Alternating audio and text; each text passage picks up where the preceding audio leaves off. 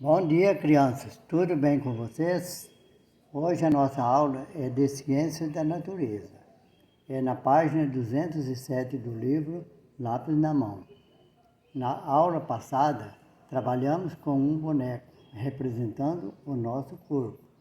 Hoje vamos dar continuidade nesse tema. Vamos trabalhar agora com outro boneco. Se vocês quiserem, pode dar um nome para ele. Nesta atividade, pinte a figura. Recorte nos lugares indicados para montar um quebra-cabeça. Cole as partes em um papel mais firme. Depois que terminar e estiver tudo prontinho, vocês podem brincar com seus pais, avós, primos e outros amiguinhos, não é mesmo? Agora vai a musiquinha. Cabeça, ombro, joelho e pés, para vocês cantarem juntos, ok? Por hoje é só, até a próxima.